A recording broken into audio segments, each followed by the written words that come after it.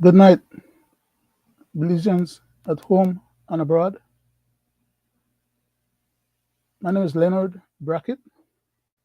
I'm one of the panelists for tonight's show uh, for Belizean Affairs, show number 76, Friday, 8th of December of 2023.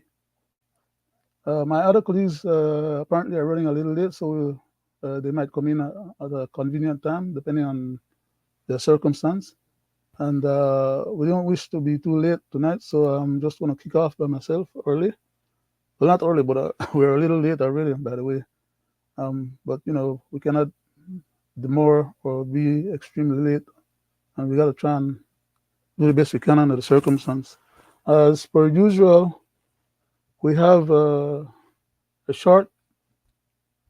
Uh, I think we have one of our panelists showing up. Let me just let things, Mr. Wade. Let me let him in.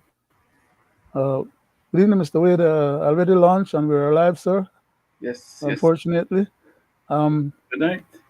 uh, would you do the prayer for us? And so I'll go ahead and do the reading. I was just about doing the reading, Okay. and then Go ahead. then you could take up the prayer for me. Okay. Okay. Our reading for today is going to come from Proverbs chapter 16, verses 1 and 2. It reads as follows: The preparation of the heart in man, and the answer of the tongue is from the Lord. Verse 2: All the ways of a man are clean in his own eyes, but the Lord weighs the spirit. Amen. Amen. Take it over, Mr. Wade. Just thank you, dear Leonard. No, We have gonna give. Gregory showing up. Let me let him in.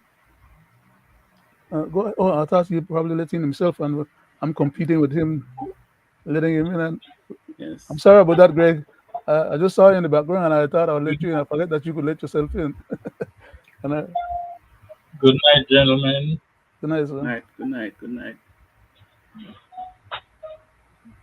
Mr. Wade was just about to say our prayer for us, Greg. You just let him go ahead and do that, and then you could introduce yourself, if you don't mind. Go ahead, procedure. It's Mr. Wade. divine, loving Father.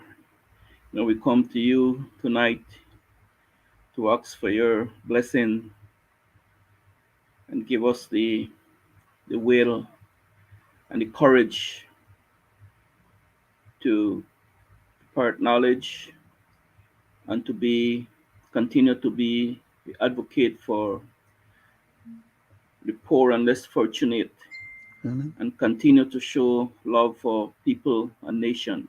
Amen. Please continue to give us that strength.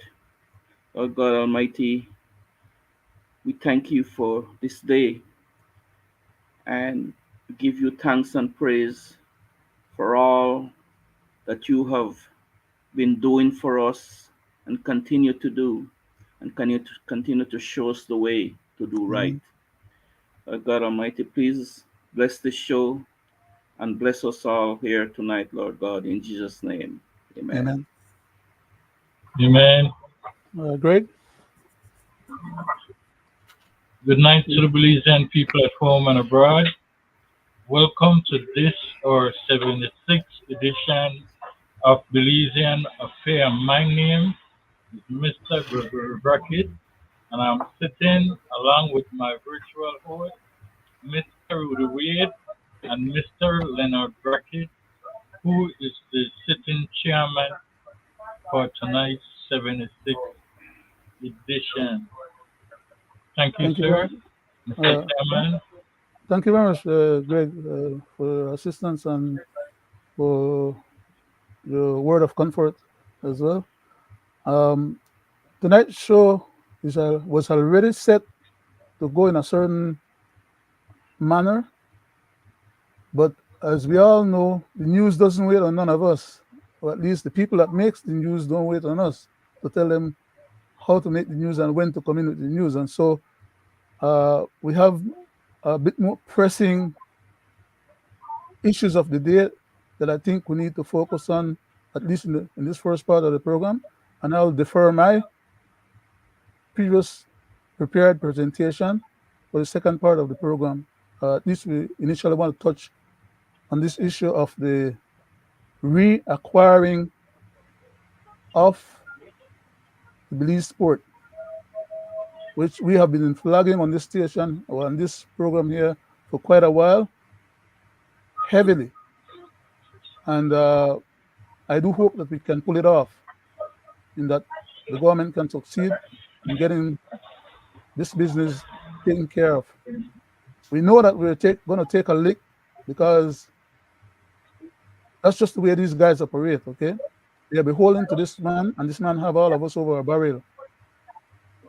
And they are indebted to him also, because they owe him money. So for all intents and purposes, the way I understand this thing is going to come down is that they're going to settle with this man once and for all and try and get this man out of we head. Unfortunately, we're going to end up paying a high price for that. I initially mentioned also on a previous occasion that because of the way the present administration was managing this cruise sport affair, that we were going to end up with a lot of lawsuits, and we were going to end up with millions of dollars, multi-millions of dollars, hundreds of millions of dollars out of our coffer to settle those lawsuits and to get this man, satisfied so we can move on. Apparently, we're going to end up having to pay those millions of dollars out of our coffers, even though we have already paid him millions before. And the government just paid him another 70 million just the other day. They're about to pay him another few $100 million to so-called close all outstanding matters with him. All those hundreds of millions of dollars that this man had gotten from us before under the UDP, to the tune of, if they add up everything that they are now apparently going to give him, in addition to what they gave him before, in addition to what he had gotten from the previous UDP administration, and in addition to the amount of 130 to 40 $140 million that he got out of the port while he had it in receivership, we can safely say we're over $1 billion of our cash money that should have gone to rural governance affairs and dealing with the issues and the needs of our people and the country. We're ending up with over $1 billion in this man's pocket. And this man just sit by and take us all for a ride and for fools, because we have politicians who try to play a big boys game with this man, and this man always end up chancing them and directly chancing us. Because when them people are the paying off to settle this matter, they're not of their pocket, they're not selling none of their asset to put towards the government's coffer to help redeem this process, even though that they are the one way initially under the previous PUP government made that port available to Mr. Espat. He then lost the port to Mr. Ashcroft under the receivership status. But then Mr. Ashcroft also took the big building behind MCC there, which was another few millions of dollars. And the man just keep taking. And he has his finger in almost any and everything else that has to do with business in a free country. So for all intents and purposes, they might think that they're getting rid of this gentleman, but I beg to differ. But I am encouraged at least that the government apparently decided to follow through what we have been advocating, even if they never probably hear what we have been saying. It is on record. They can go back and look at our show. Anybody can go back and look at our show and see how hard we press for the resolution of this matter. And to now see that apparently it's going to come about, we don't want to wait till nobody pat me on the back and say, "Other boy," or "Congratulations," they pulled off another one. We want to do with one patting, because when we do the licking or they take the licking to, nobody they conquer pat it on the shoulder and say, keep it up, keep it up. So we want to take with one, when they call it, when they win, they take them run around the inside of the field and do their only celebration. So we want to do that right now as we are on this particular show. But remembering that it's not all signed and delivered yet, but hopefully it will. And so we can get those monies back from the port into our Belize treasury, and probably hope that this government will do a little bit better, as we have been asking them to do, with the extra resource that they may have in their pocket, in addition to the Bolido money and other things that they're trying to pull off, and all the extra loans and things. We should be in a better position by moving forward this way, despite the hardships that the people endured, the teachers and civil servants endured, and everybody else endured. They won't have to endure one little bit more just to come up with the money to try settle these matters with this man. Uh, we will go into it more in detail, but I don't want to hog up all the time. And because we're changing up on the schedule of what we had intended to launch, I'd just like to ask if Mr. Wade and Gregory have any comments on this particular item for right now. We know we're going to attack this issue a little bit more deeper probably next week, okay? But this is the pressing issue, and we just want to take a little circle here and to say, well, we told you so. Mr. Wade? Thank you, Leonard, Chairman. You're welcome, Again, sir. it's a pleasure, to be sitting here with you guys, and thank you, Gregory, for uh, being a part of this show. And like you rightfully says, Leonard, like everything else, I told you so. And we have been talking about this, for some time now. And see, I've always said that, I'm going to take my, time in saying that, you know, this guy, Mr. Lord Ashcroft, like you rightfully says, Leonard, he has a finger in the running of this country. When the UDP in power, he controls. When the PUP is in power, he controls. So, like you says, not too long ago, since this administration, they sat around a table and they said, well, we're going to give Lord Ashcroft 76 millions of the taxpayers' dollars money, right? 76 million, right? Not too long ago. And here we go again, not even a year ago. This man, you see how he played out, his name played out in the courts when the senior superintendent was murdered, right? We see the end result of that. Because any fool would say otherwise. But anyway, I will not say. I'm just trying to show you the level of hole that man has in this country, right? Now, how much more of this can the poor people take? Because the UDP come in and beholden to this guy because of greed and because of the fingers and because of the fire he pushed on them and the money he gives them, right? So they owe favors to this guy, big time. And that really, really upsets me because it's a revolving door with this guy, right?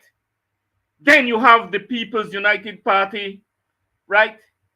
Which from time immemorial, we know they are well connected to this guy. So they owe this guy. And sadly, they don't owe this guy the PUP money or the representative of the People's United Party money or the representative or the UDP money. No, man. It's the people's money and the people's assets that the people land that the people are building. And we know how that scenario paid off with Lucas Pat and the People's United Party government and how he got a hold of that. And we know how, because it's not just to happen now, And you know how Ashcroft ties into it. And sadly, this was just a scheme, a get-rich scheme, right? And this is what this guy is doing in Belize for as long as I can remember. He's getting rich right here in Belize. And who encourage it? The very same people we elect to serve and protect us. Mm-hmm. So, I'm not going to get into the intricacies, like I say, with this scenario now. And you're We'll not deal, done, we'll deal with that You next week, Mr. Wade. you mark my word. We'll deal with it Not substantively next week. finished. You brought it up, right? And like I say, it's not finished because these hoodlums, these leashes of our leaders are beholden to this guy right now. Say no more, Mister. Go ahead. I'm back to you, Mr. Well, Chairman. thank you very much for such a lucid, passionate, and country, uh, country first mindset and perspective, sir. I'm very, very grateful for it. Um, I'm sorry. Um, Mr. Gregory Brackett, please. Would you have something to contribute to that particular perspective before we move to the regular program, the rest of the regular program? Mr. Chairman, while I am glad that the port of Belize will come back into the hands of the Belizean people, I'm highly upset that this government is in power is acting as though they have did something of wonders when they are the one who created this monster. And we wouldn't have had a settlement, Mr. Chairman, if the Ashcroft regime was not going at them. Mm-hmm. Going at them with the port of magic, going at them for all the ills and woes that owes Mr. Ashcroft. Mr. Chairman, tonight I had thought that we will really go into this and I had prepare for it because this is something that we must touch. Because Greg? this is the second time, sir, this is the second time that this present government has done something that they want to take. This wonderful. Greg, before you go further, just a second, sir. I would like to, on what you stipulated just now, about 10, 20 words before, based on what you had stipulated that you had come prepared to deal with this item because you thought that we have taken up this item. And I had already told you that for tonight I had already had a particular direction that I wanted to go. In the interest of committee and in the interest of being considerate of the effort that you had put into the preparation with the expectation of being able to contribute to that particular issue tonight, I would like to defer from my previous presentation and the rest of the program that was scheduled for tonight, and let's go ahead and follow through with dealing with this particular matter. It's very substantive, it's current, and even though I didn't come prepared tonight to deal with it specifically because, like I told Mr. Wade earlier when he was commenting, we are going to deal with that matter substantively next week, and I'm quite sure that even as deferring as I am doing now right now to you in terms of let's forget about what was prepared and let's delve into this matter, I'm almost sure that for tonight's program, in a one sitting program, is not going to be enough to deal with this particular matter. But we'll take it up tonight and we'll follow it through whenever we have to follow it through, and we'll pick up what I had intended to use on another occasion. I'd just like to give you back the floor and just say that I appreciate the comments that you made, and I can see that it's very important for us to defer and go in that direction. Thank you very much, sir. Please proceed. Thank you, Mr. Chairman. You're welcome, sir. To the Belizean people at home and abroad, I want you to listen specifically to the video that I'm about to play to show you that most commercial that we have been seeing, the present government was not being attacked by the opposition party, but was attacked and bombarded with commercials from the Ashcroft regime. Remember these anti-government ads? They aired from May to September of this year, several of them every night, an unprecedented flood of negative advertising. 60 ads in 3.5 months, spearheaded and sponsored by not the UDP, but by the Ashcroft Alliance. The tactic was to publicly pressure government on the Portico deal, but also to force them to the negotiating table, and by September 20th, the government had had enough. It agreed, stop the endless stream of ads, and they can start to talk. After 2.5 months of negotiations, the final deal was announced today. In broadest terms, the government will pay the Ashcroft Alliance a shade under 198 million Belize dollars for the Port of Belize, and to settle outstanding arbitral awards plus interest in U.S. courts. One of those awards date back to 2005, the other to 2009. But today, we stand at the cusp of a resolution of all of this. The prize in this is really the Port of Belize, which goes back into public hands 22 years after it was privatized by a former Musa administration. The alliance valued it at 329.9 million Belize dollars, but the government paid 166.7 million for the port plus 600 acres of adjoining lands, for a total discount of 49%. We can confidently declare that at this price, and if the current profits of the port can be maintained as they will be, the profits can themselves finance the purchase. In other words, there will be no need for any taxpayer monies to pay for the purchase of this port. And the $83.37 million will not be paid upfront, nor will it be paid all in US dollars. The seller has accepted an upfront payment of 38 million US dollars, while the remaining 45.37 million US will be paid with 4 Belize dollar treasury notes redeemable over 5 years. And while the port is a prize, the footnotes are 2 long outstanding arbitral awards in U.S. courts, one of them 14 years old. Plus the interest and legal fees, the outstanding amount is 204.8 million Belize dollars. But the government will pay just 15% of that, at 30.6 million Belize dollars. So the settlement sum is a reduction from 204.9 million Belize dollars to 30.6 million Belize dollars. For every dollar we owed, we will be paying 15 cents. But was it really owed? A debt is only as good as the prospect of collecting it, which in this case was almost nil.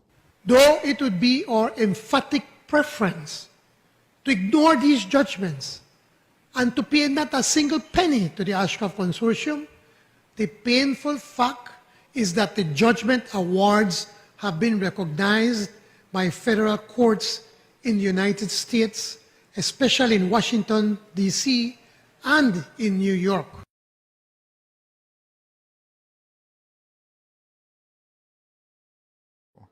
The government is also paying $12 million to settle a pending suit by Waterloo under the UK-Belize Investment Treaty.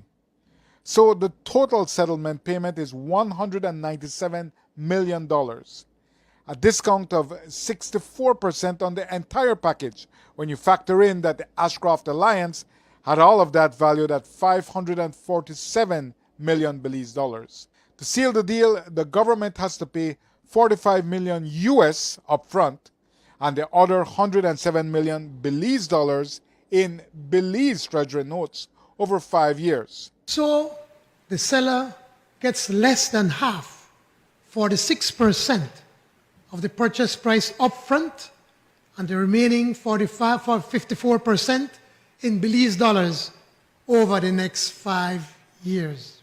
And as substantial added bonuses, the deal will see the withdrawal of all Ashcroft claims and cases against government and the Christian Workers Union, including the lawsuit against the CWU, the injunction blocking ex gratia payments to the stevedores, and various claims against ministries of government.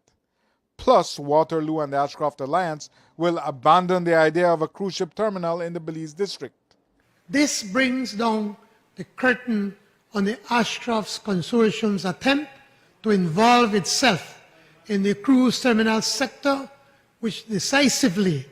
while decisively advancing the goals of government's national cruise industry and national ports policy. And apart from the almost 200 million Belize dollars he's receiving from the government, Ashcroft gets a development concession for the Radisson. Belize Hotels Limited, the hotel's owner and an Ashcroft Consortium affiliate, applied for a fiscal incentive concession to support the $57 million of fresh investments in the property. Cabinet, while viewing the investment favorably, had stayed the approval process given the various outstanding matters between government and the consortium. In response, BHL proceeded with the rebuilt but withdrew its commitment to construct a conference center. Well, it has now been agreed that a conference center will be constructed and BHL will benefit from a fiscal incentive, such incentive not being at all unusual for a tourism investment of this magnitude.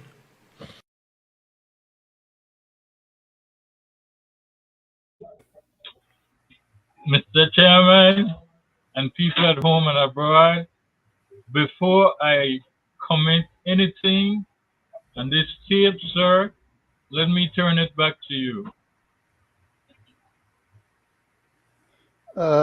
You had me laughing all the while the tape was playing, because at each and every step, skullduggery was being displayed to those who are aware of the intricacies that are behind the scene and how these parameters work and how they come about. He can bamboozle who doesn't know otherwise, and it sounds great. And like I said, I personally am happy that at least the issue of our port will be coming back to us. They figure out a way how to do it. Unfortunately, they didn't figure out a way to do it the cheapest possible. Why? Because they're indebted to this man, like I said before, and I've been saying before.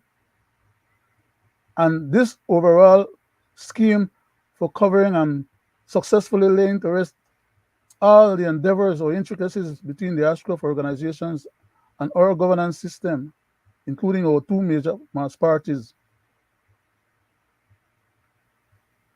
is, by all or for all intents and purposes, just a scam.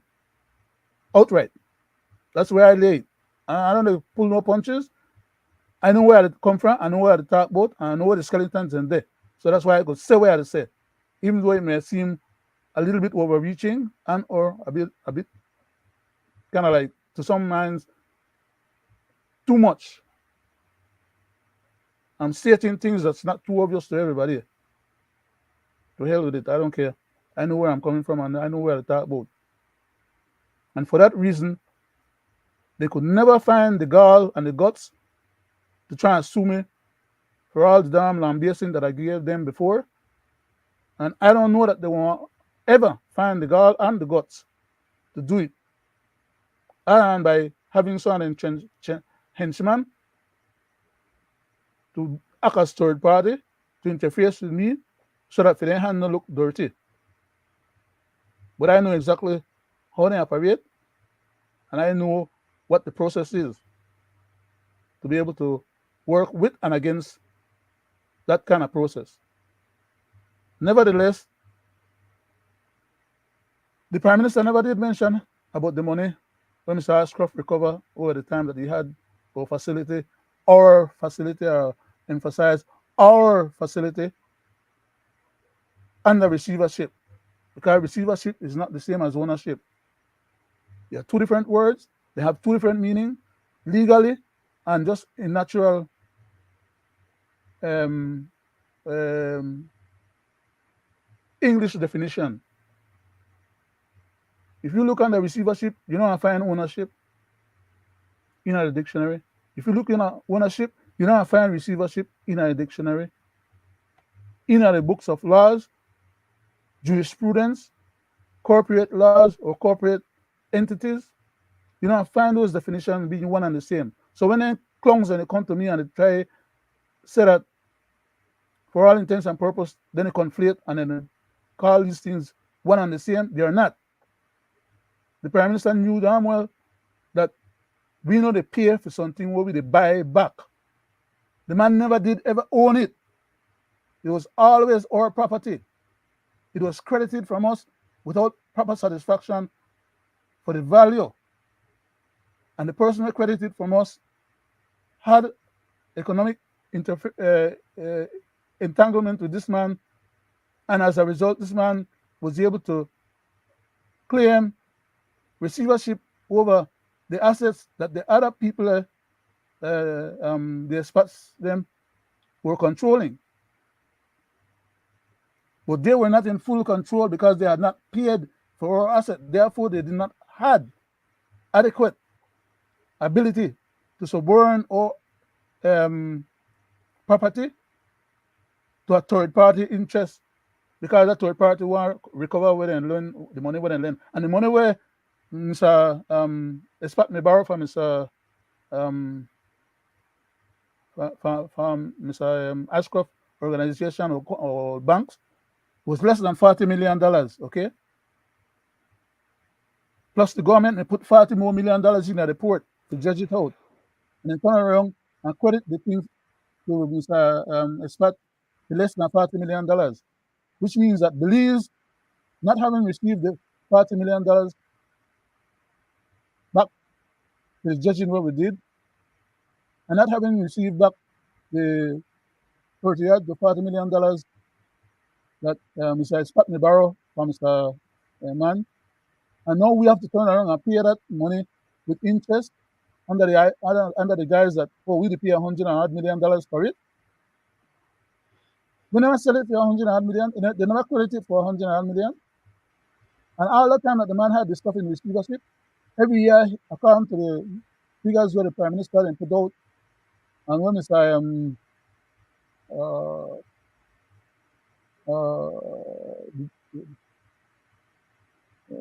The man from Collection, the representative for Collection, Mr. Faber, in yesterday's meeting in the House, not yesterday, Thursday, yeah, it was yesterday. I'm correct. The figures that he put out to say that every year Mr. Ashcroft was getting approximately $13 million out of the port. For the period of time that he had control of the port under receivership. The Prime Minister mentioned nothing about them amount of millions of dollars there, almost $140 million total that the man got. He had been paid what was borrowed from him. If it was 40 million, 14 to 100, 14 to 140 is how much? 3.5 times, right? The man had been paid 3.5 times, so he should have just give you back the port. You're not supposed to collect more $100 more million from us, and the Prime Minister is pretending that well, he get one deal because the man made a claim $500 million. The man had them over and borrow and they get go. So the man is laughing all the way to his own bank.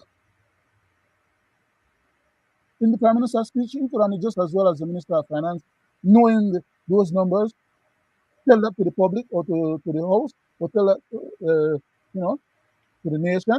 If we business the man to deal with, but at every step they try to pretend that they do something more than what they actually do. And they lie to you and pretend and feel and get the idea or give you the idea that they tell you the truth and we're not supposed to know better or know otherwise. So we do it the other know better and we know otherwise. Because we are competent enough to understand these things. Let me say, Ashford is going to get away with the 200 million with the Gano. The same 30 million with them done Gan already. The 600 million with them done Gan at the UDP. The money where you get out of the port, another 100 million. Did you get concession now for the new facility where you want to build? I don't know how much gas they are getting concession for. The tax free again, the extra money. Taxes were supposed to be going up with treasury. We're not going in at the treasury again. At every damn step of the way, we treasury is the stuff of the consequence of not having the revenue that it deserves. That is rightfully ours as a people. That's why they can't find the money to whether instead they don't have money to pay the people and give them gratuity, give them the raise, give people only reprieve, put some more money in the social welfare programs, stop taking out the social security money and make social security help for the members of the society, people will have their money investing in social security. Then by the end of they manage the country adequately and then they bamboozle away. And we're supposed to pat them on the back and tell them congratulations, thank you for your good services. I yield back, Mr. Wade. No, I'm sorry. I'm back to Greg. Greg said he was going to hold off. Can you go ahead and submit the floor? I go to Mr. Wade first. Okay. As my people, both at home and abroad, how did we get there?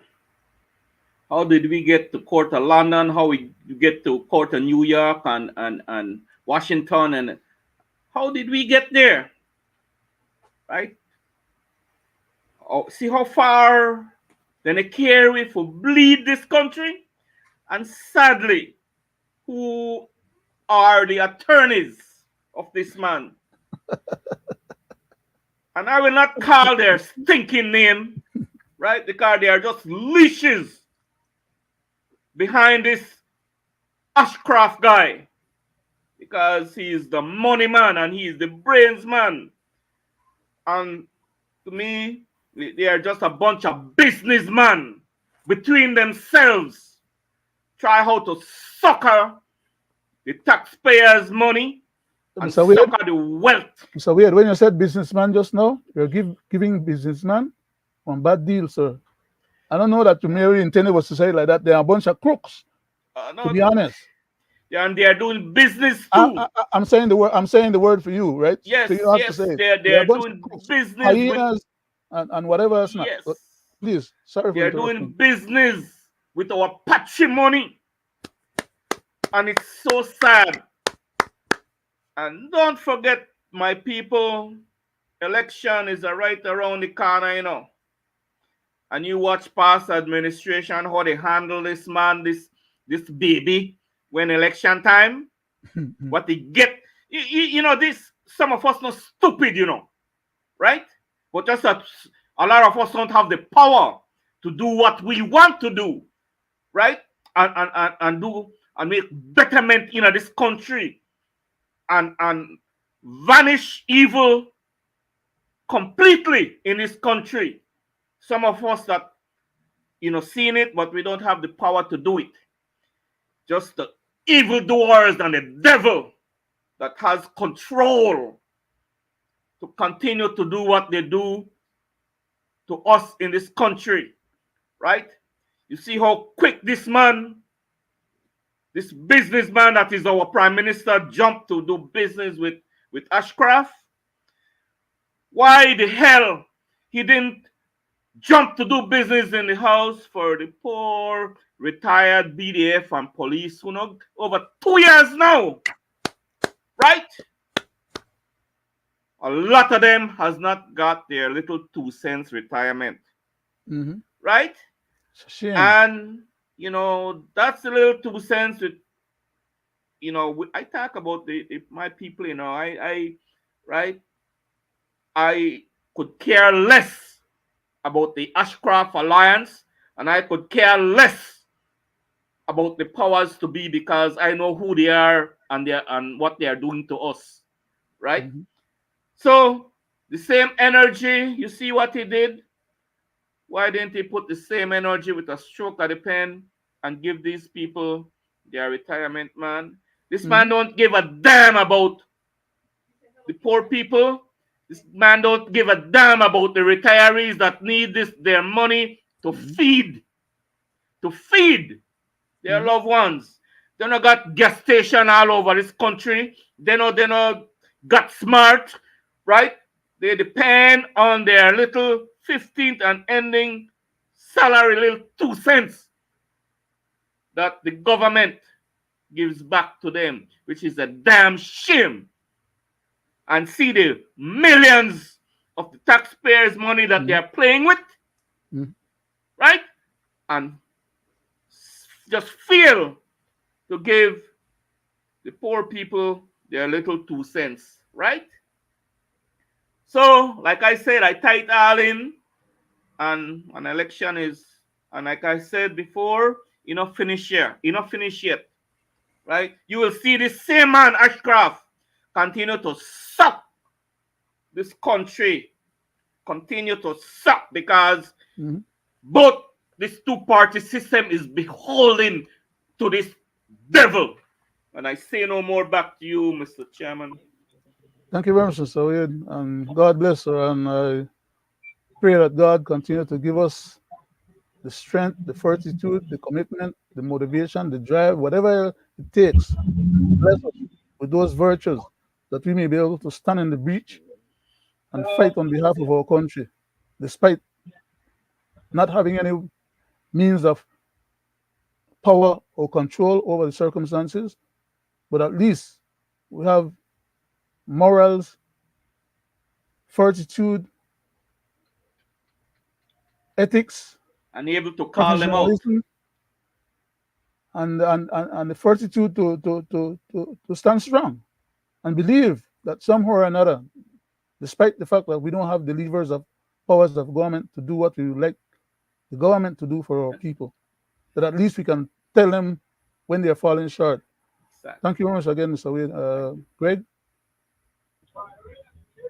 Mr. Chairman, I'm highly upset.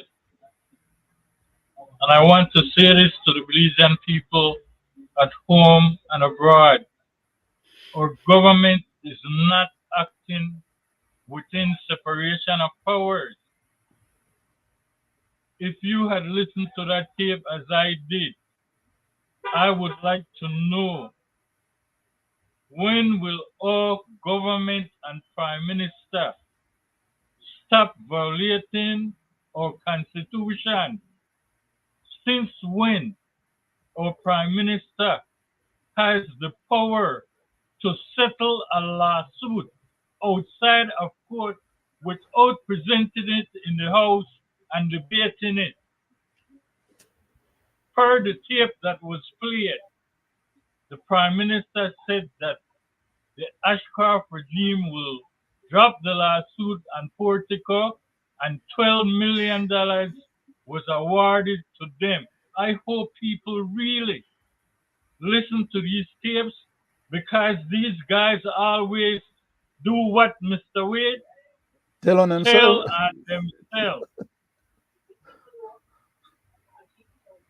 Now they want to come. Greg, on that one point, Greg, on that one point specifically about the Portico settlement for the lawsuit by Mr. Ashcroft.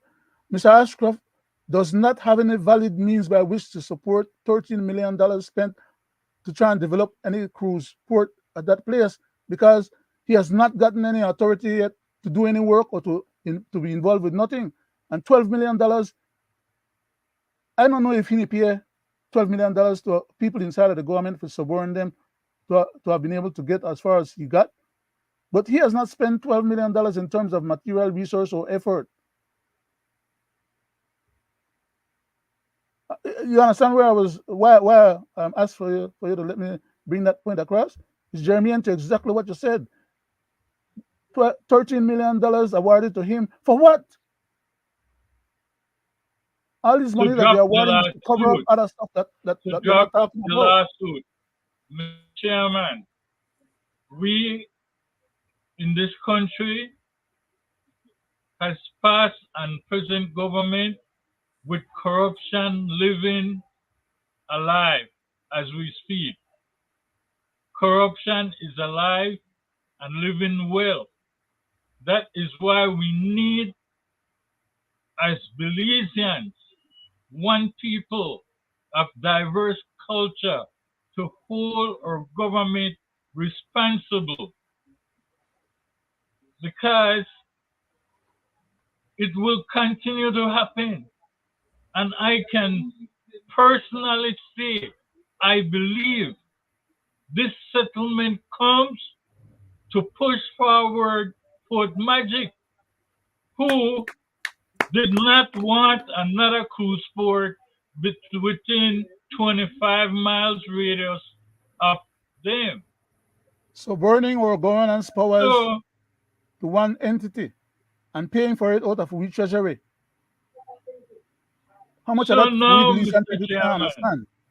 Yes, sir. Go ahead. Sorry for now, interrupting. Mr. Chairman, we find, as I had asked before, again in violation of our constitution, when can a government put a cap on foreign investors, and to mention that they must have a maximum of 250,000 US currency to build a cruise line port or above. Now Uh, we see Greg, Greg, that what was is that was happening. that is part of what I'm going to be using for tonight as my program. But it's an Yes, extensive but I'm process, and saying I don't want to get into it, right? But I it, appreciate that you're it bringing it up again. I'm just saying it Mm, publicly out there to mm. show how this deal was done and how this government is trying to take credit for Shell, something that Shell game, they have caused. Shell game. They are the one who created the blue bond. Then want to Mm. created the super bond. Then want to turn around with the blue bond and say that they have done wonders. Here they go again, trying to say they did something Shell miraculous game. when we went from $38 million to what will be paid now. Now imagine, and you know what? They have no respect for this country, its people, or the opposition, because this bill was presented the day before they went to the House. In fact, the opposition was not even given the the the opposition was not even given the paperwork until the next day.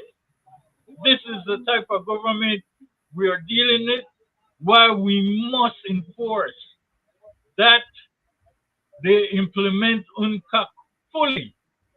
They're walking around trying to say money laundering under the FIU, money laundering this act, that act, but yet They are the they biggest money don't want launderers.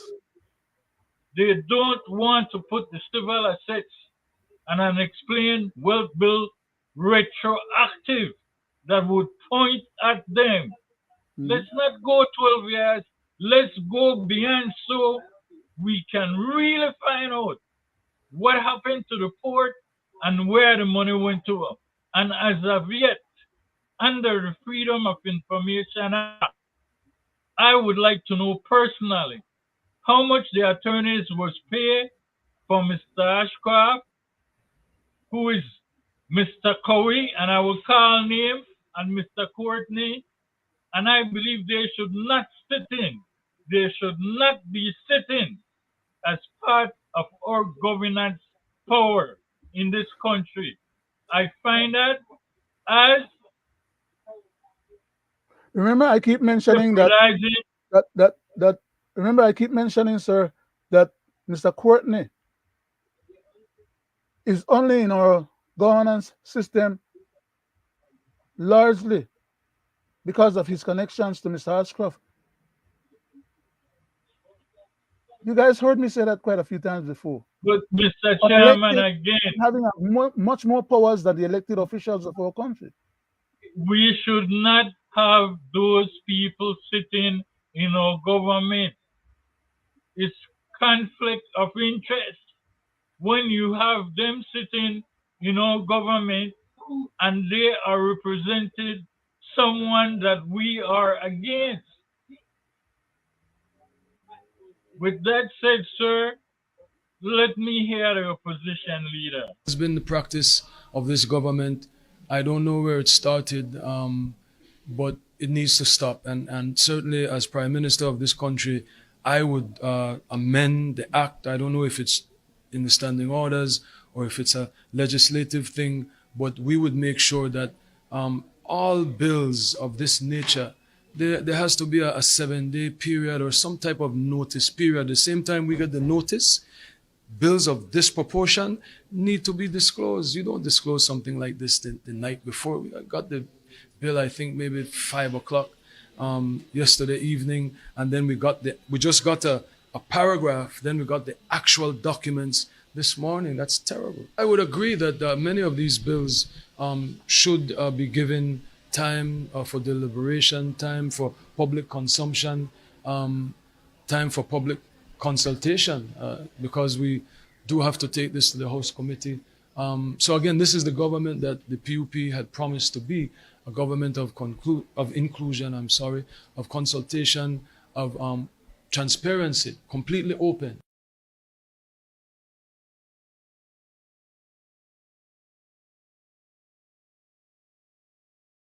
You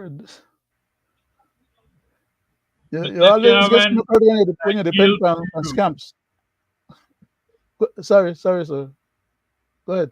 I yield Greg. to you, sir. Oh, okay. Yes, thank you very much.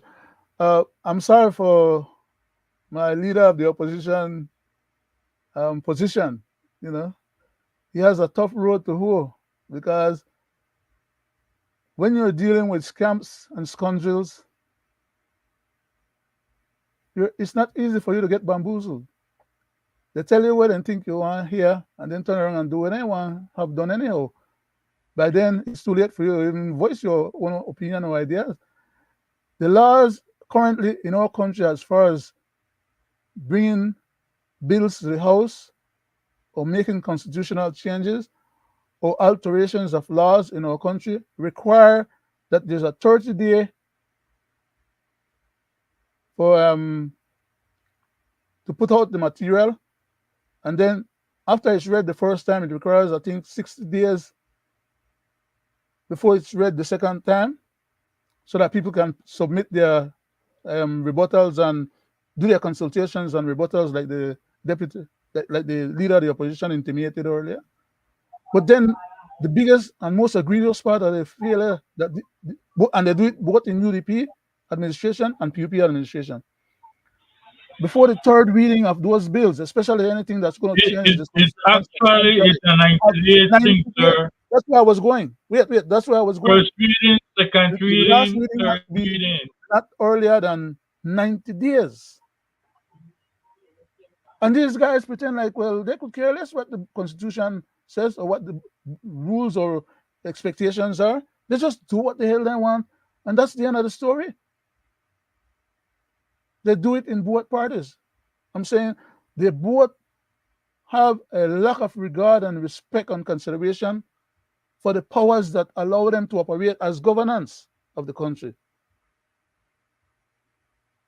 I'm sorry, Mr. Wade, you had something to contribute on that particular point before we move on, sir? You know, as for me, my brothers, right? I have no respect for these guys, right? Like I says that, you know, they're not doing right by the Belizean people, nor they're not doing right by the country, right? So all that venom they spewed out is just pure politics, right? Politics, right? We haven't had a opposition in a while, many years, that really fight for the people. They fight for their cause, right? But not for the people at the end of the day. And as soon as they get into office, now we see the end result. But anyway, so all that is just sputum, just venom they're spitting out. Like I say, And like Greg says, the only thing that will settle this whole corruption and send some of them to jail, prison, and in the courts is UNCAC properly enacted. Right? So, Until then, this two-party system that we have will continue to give us the bukut. Continue. You watch all of them goes in there, get elected. You see how from rags to riches, right? And it's a never-ending cycle. Oh, they say this and say, you watch them. Like I have all been saying, some of them went into politics without even a bicycle, right? Of what I know. Man never had one bicycle. I used to give a ride. Now I want you to see the mansion and the amount of wealth. You talk, Greg, about unexplained wealth. There you go, right? But anyway, I hope that we live long enough around in this little circle to see some of them, go to jail. right? So wait. Say no more. Mr. Um, Chairman, go ahead, Greg. Mr. Chairman, Go ahead, sir. before you proceed, I would like to say this to the people at home and abroad. The government of Belize is saying they have retrieved the port and it's back in the Belizean hand. I'm hoping and praying that it does not happen as what happened with the past government when we were told we have retrieved BTL. Because little did we With a know, promissory note, huh? right, and the Ashcroft regime still have shares in it. So I would like, under the Freedom of Information Act, everything be publicized so the people can see the black and white. Very important point, Greg. Very important point. I want to read something here quickly. We will try and finish our show on our assigned time for today as well, and we're within the margin of being able to do so. But I was going to say I'm tempted to believe, but I'd rather not say it like that. I'll stipulate because I like to be emphatic when I make these kind of statements. I am almost sure that by the time Monday comes around, or Wednesday, or the next Friday night, constitutional night, we will not have,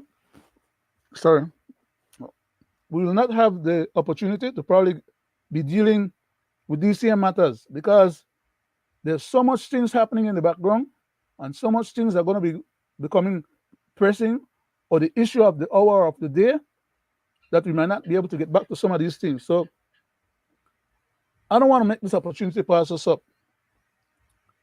Greg, or next panelist, Mr. Greg Brackett, and our show engineer, volunteered into service, but doing a hell of a good job of it to enhance our programs.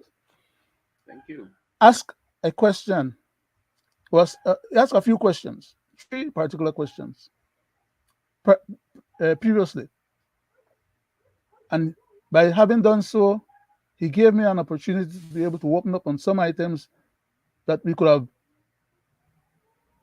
cited the constitutional laws as well as possible case laws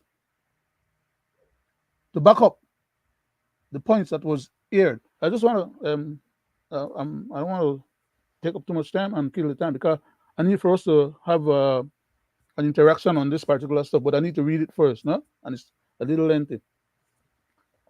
It says, the following commentary was made by Leonard Brackett as a retort/answer to Mr. Gregory Brackett's question on Belizean affairs show, and I didn't give the number of the show for a particular reason.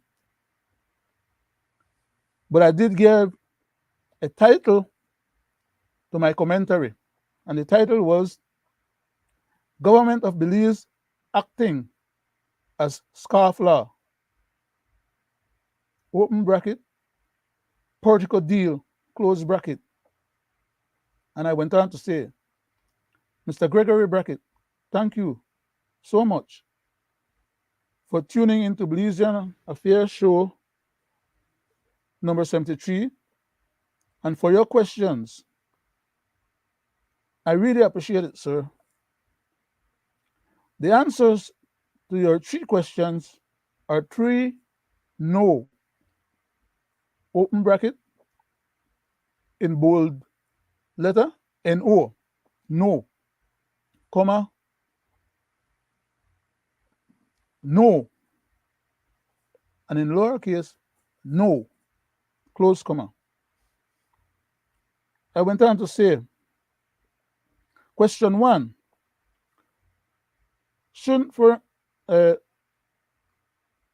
question 1 was taken from Mr. Brackett's questions as saying, was stipulating, shouldn't foreign investors fall under open tenure, especially in the case of tourism? I went on to reply as an answer, and I said, answer number 1, open tenure should be reserved for government contract bidding protocols and not for private properties, entrepreneurship, or international treaties, obligations, etc., etc. And I said it is an anti-constitutional under protection of rights to work clauses citations as in the Belize Constitution, Cap 4, Part 3, Sections 15, Subsection 1, which states, no person shall be denied the opportunity to gain his living by work which he freely chooses or accept, whether by pursuing a profession or occupation or by engaging in a trade or business or otherwise, etc. Now, that is what the Constitution says, as compared to what the Portico stipulation by our government is intimating. That is that the government, because they have the power of governance, can create an unconstitutional law or variation of our Constitution that is illegal, so therefore still remain unconstitutional, despite the fact that don't care how many of them in the House get together and do it. If it's unlawful, it's unlawful and should be ruled as such by any judge under judicial review. This is what they were trying to get away from because they know they had a losing case, which is why they're trying to settle with Mr. Ashcroft. We told them that from before. We told them before the cases were filed that they was going to have cases. When the cases were filed, we remind them. I dared to get on one of the show and I told them, I told you so. Remember you guys, gentlemen? But they don't listen and they don't care. Because why? When push comes to shove, then dip enough we packet and settle. And that's what they're about to do now again. None of them provide any of their personal asset to help we the people of the country meet these bills. And just dig in our assets or they go and dig in our pocket and try force to pay higher gas bills and other taxes and stuff so they could raise the money. Because we don't have one piggy bank, like I said, a central bank, or they could just tap into and take out their money and pay this man off. They will come to we, the general public, and pressure we to get more money out of we hide to pay these bills. So while then they up there they laugh and they go on like they do such a great job, the $40 million, less than $40 million where Mr. Spot, the mortgage the port for, and put up the building when the bill as collateral as well. Mr. Ashcroft don't get $100 and almost $50 million out of the port. So for all intents and purposes, he had already been paid. He had already recovered what he had loaned. So he had no right initially as owner of our port, because he never did own it. And under the receivership, he was supposed to hold the receivership status until he got satisfied for what he was owed. How the hell can people not realize that he already get paid for all those years that he had the port and all those $13 million a year plus, for as long as he had it, almost $150 million total that he collected. In addition to he collect the house back the big building back MCC there from his spot as collateral too. The man got overpaid. Now the government, they pretend like then they do us, the Belizean people, one favor to settle with this man. If you get another $200 million. What kind of crazies we have to run for this system of we affairs? I told you guys and I told the public before. The PUP government or the PUP party owes Mr. Ashcroft millions upon millions of dollars. And these are just some of the ways with which these guys use with treasury as a piggy bank to stipulate under false pretext how they go about settle with this man. Then they tell me they settle with him in one way, but the other ways they settle. And what have we pack it, but they don't tell you barefacedly that the way they do. Let me finish reading the thing. I get distracted. I get emotional. That's not going to help. I went on to say, as regards to question number 2, which read as follows: and should it be the Minister of Tourism and not the PM dealing with it, with the matter of the tourist process? I answered as to question number 2. I said, answer number 2, the Minister of Tourism alone cannot deal with it.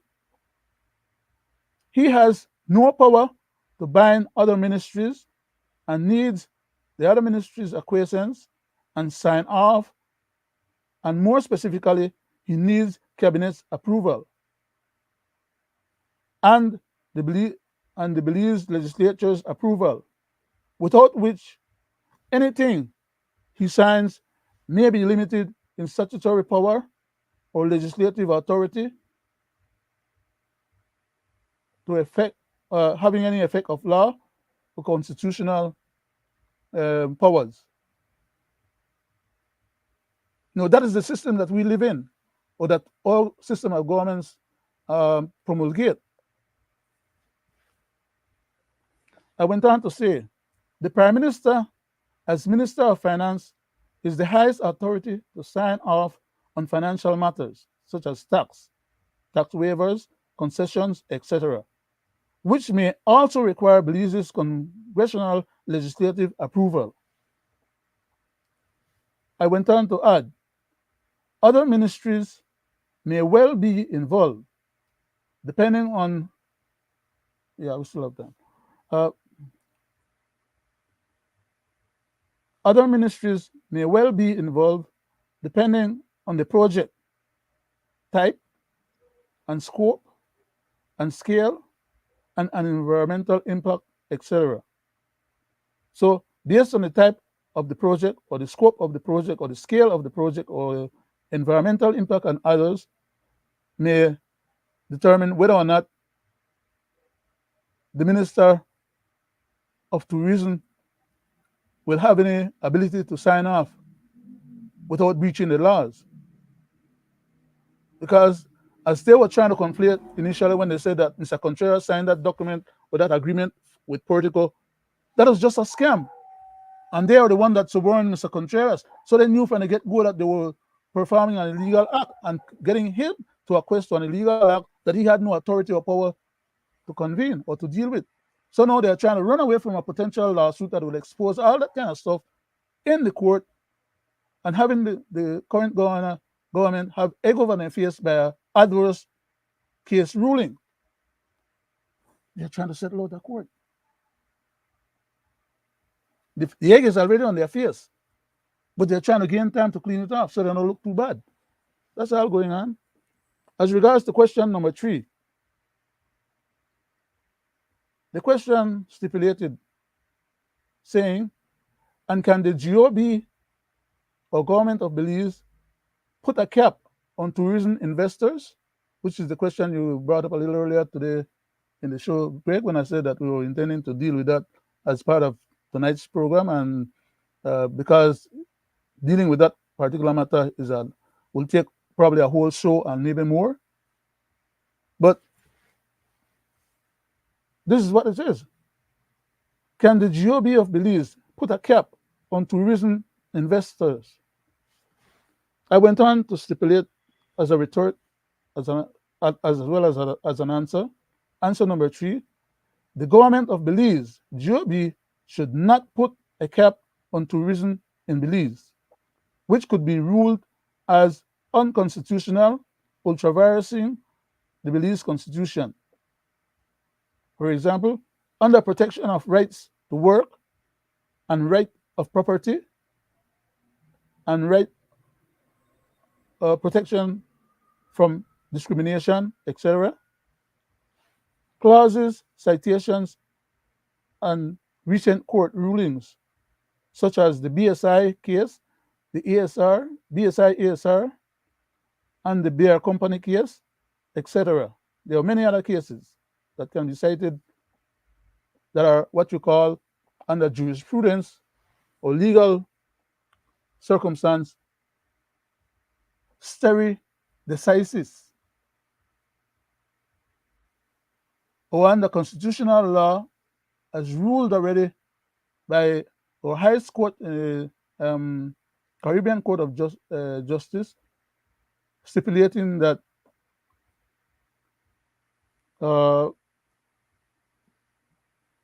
that certain cases had gone through the Supreme Court, the Appellate Court, and ruled upon at the Caribbean Court of Justice, CCJ, and therefore had become what you call settled law. What is a settled law? It's a law that has gone through all its legal process, from the Supreme Court to the High Appellate Court to the regional highest court. And once any case has gone through those 3 highest bodies of our Belize constitutional legal jurisprudence, it is settled law. It means then that whenever any other case similar to that one comes up, that particular settled law can be used as a guide by any other initial judge at a Supreme Court that has to entertain any other case that is similar. They use it as a guideline because it is settled law. Under protection of rights to work, a right of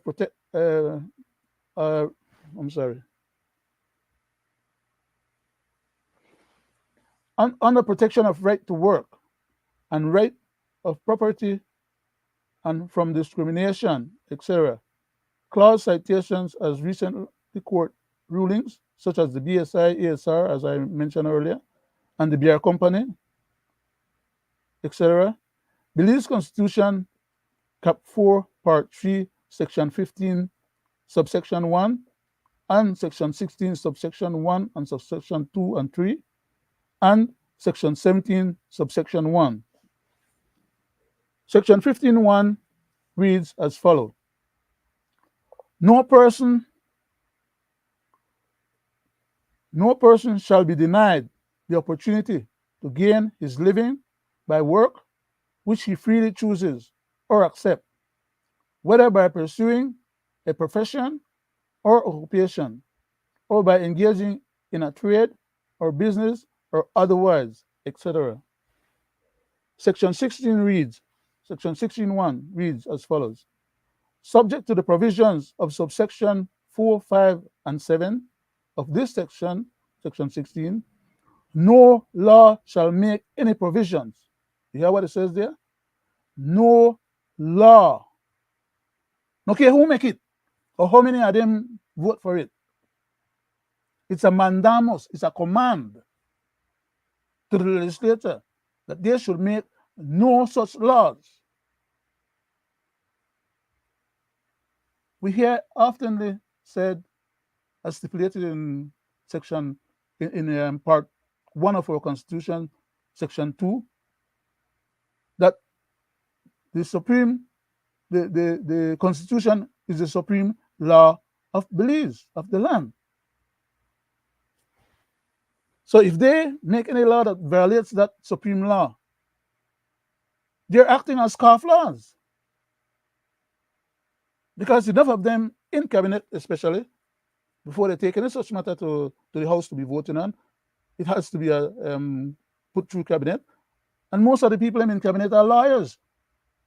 Now, I'm going to agree that they're not at the same level of competence or knowledge or constitutional capabilities, but basic law alone should afford them the privilege, especially for some of them that have been around for so long.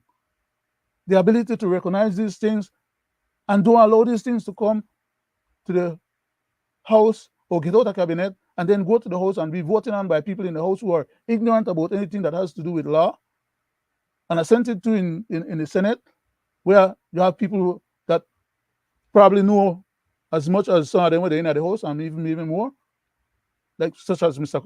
Eamon Courtney, one of our preeminent lawyer, constitutionalists at that. And still these guys allow anything if you get out and move forward and become voted on and become law on the book, and they know that the damn thing is unconstitutional. But it stays on the book until somebody challenges it. And in most instances, regular Belizeans can't challenge because they don't got no money to take up any constitutional matters before the court. Go ahead. Mr. Chairman, Go ahead. I ask those questions for one specific reason. Yes, sir. Because I wanted to prove to the people at home and abroad how using executive power or constitution is being violated. Mm-hmm. That is why I asked the question. Because when you look at foreign investors, we just got a loan to build some solar panels. And we find that in violation of our constitution, these people are bringing in their own workmen and their own people to look after how their money will be spent. And it should not be that way.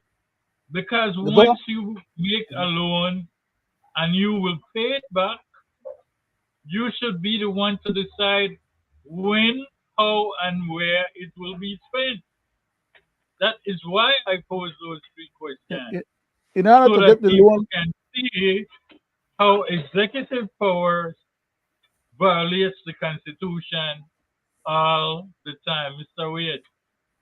Just a minute. And the reason why I did not respond to you on the show, because first of all, I was not aware that that question was on the show in terms of, the significance and the importance of it.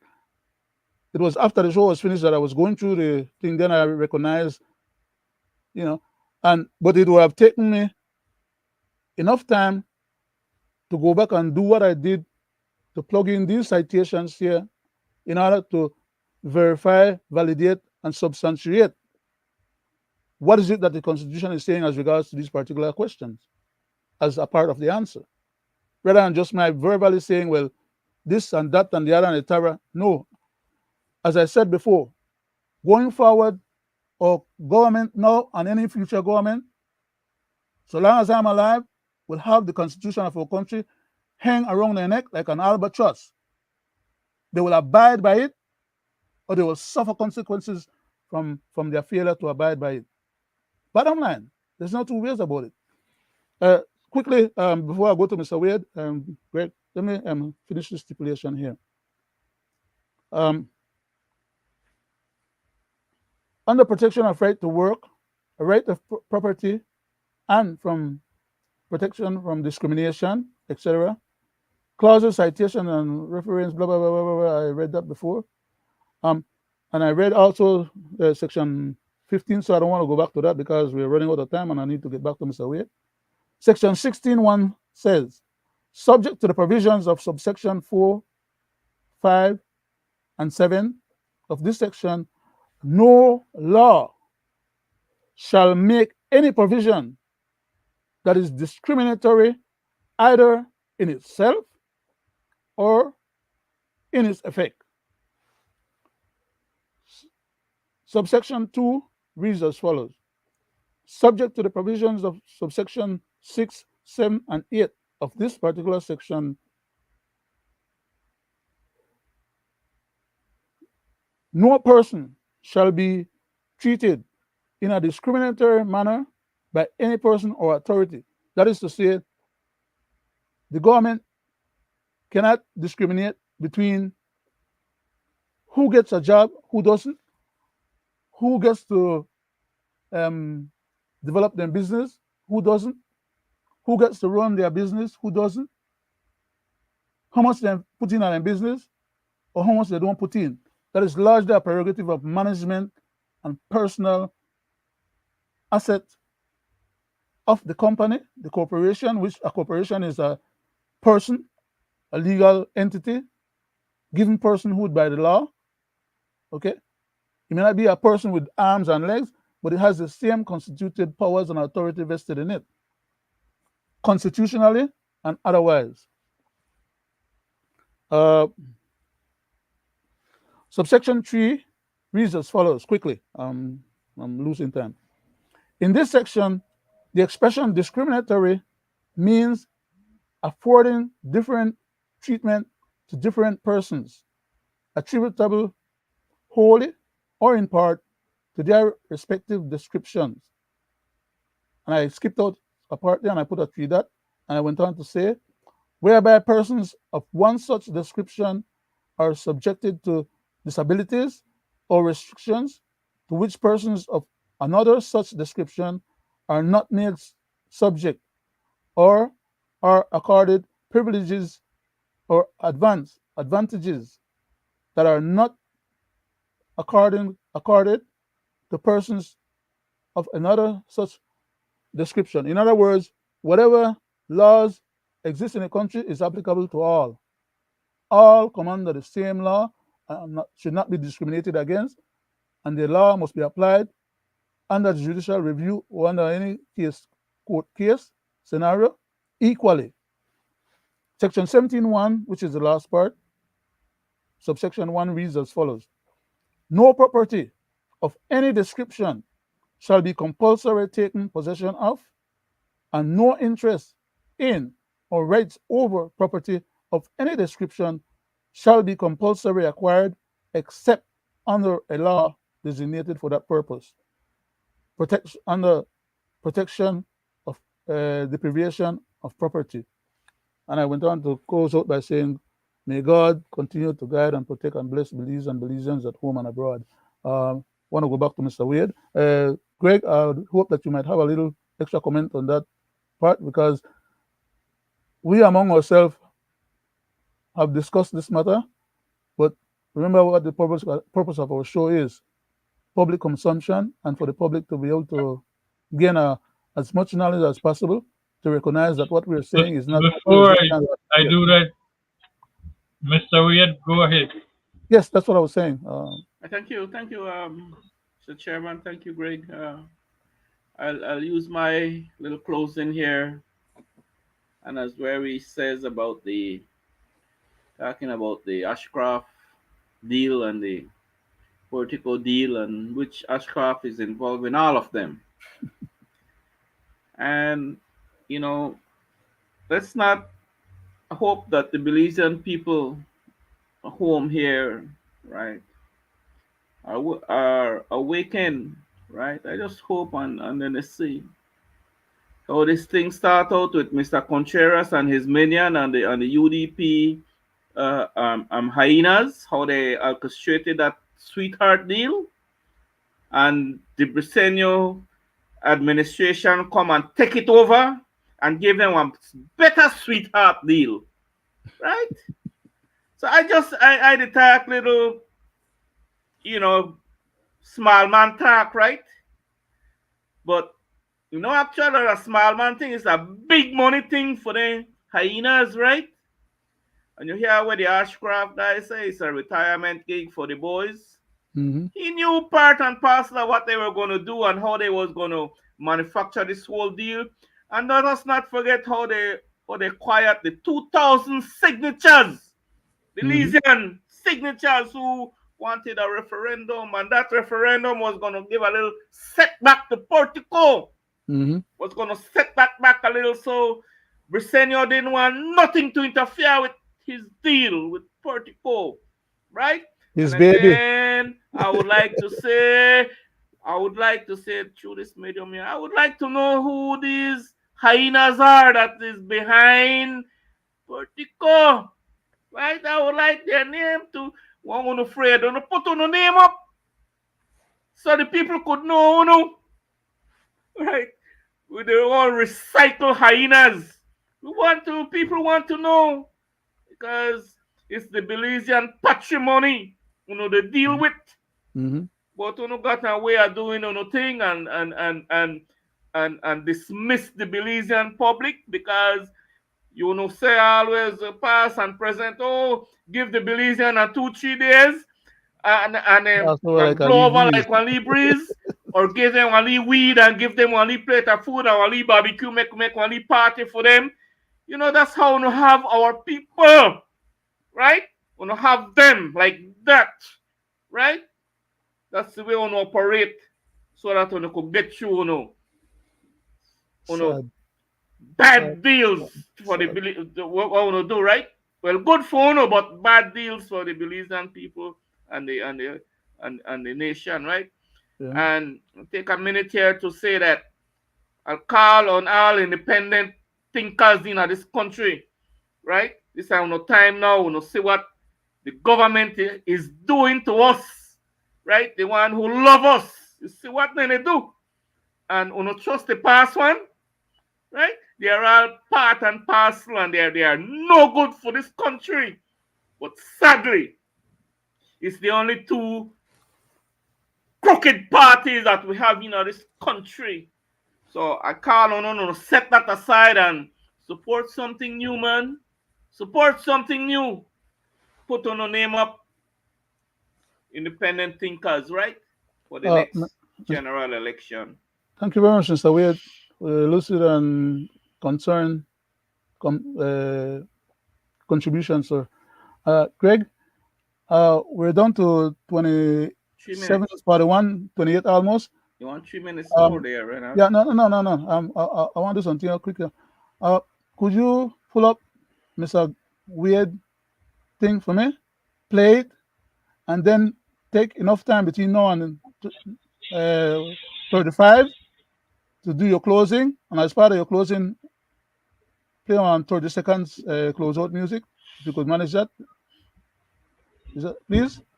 Go ahead. Yes, no problem. And then, my people and residents of the Twin Tongue, my name is Roody Wade.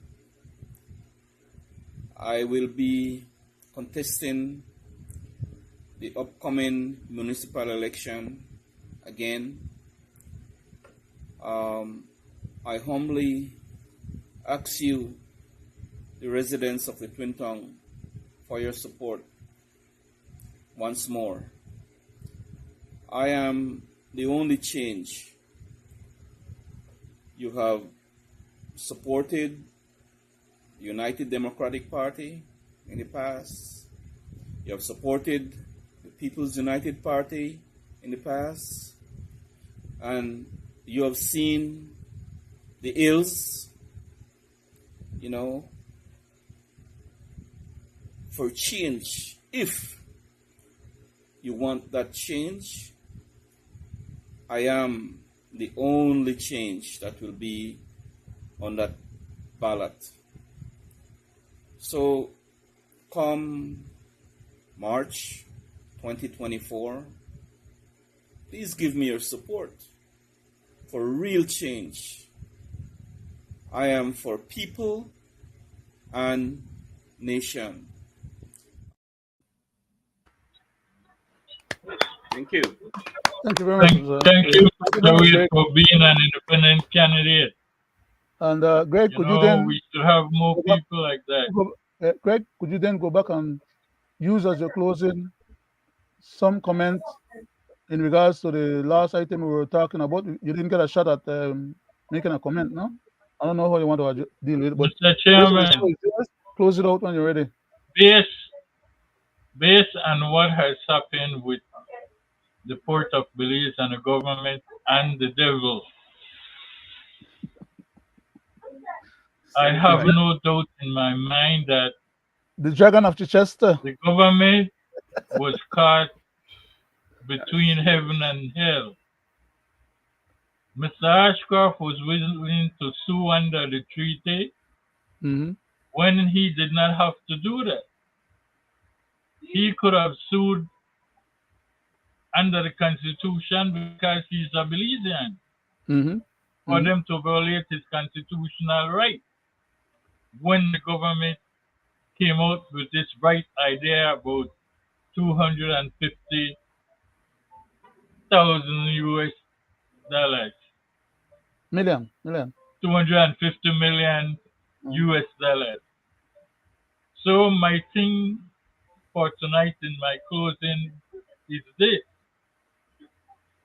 Since the government went ahead and settled that suit as a part of the port, people at home and abroad look forward to the other suit coming from the Feinstein Group.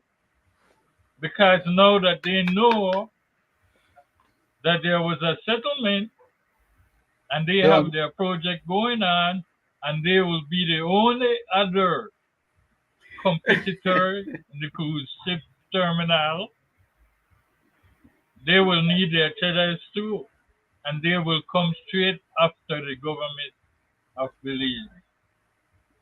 So Belize Treasury, not Mr. Brisenia, right. Not his minions. Belize Treasury, as usual. And everything will approve. Everything that's being done right now, they're not explaining and saying, but it's all about positioning Portico, so that when they come out and tell us in the next few days or weeks what they have decided about Portico, it will all be boxed in and closed off and wrapped up, maybe even before Christmas, with a nice bow on it as a Christmas gift. Mr. Chairman, if Mr. Chairman, if we could have go back over some of those clips that I have spoken for the end of the year. For the end of the year, we probably will. Greg, for the end of the year, Chairman, I have said it broad as daylight that I believe that this ending would have come. They would have set it up so that Mr. Ashcroft can be paid, and at the end of the day, he will not achieve a cruise port. You said that on one of the show before. On more than one occasion, that this was the outcome that would happen. You know, and it seems like everything I've said is coming to pass. But with that said, Mr. Chairman, I would like to thank the people at home and abroad for tuning in to this 76th edition. And we welcome them back again on Monday, when we will be right here again on our 77th edition to tackle Belizean's affair. With that, we would like to say good night. We want everybody. We want everybody. Give me some of your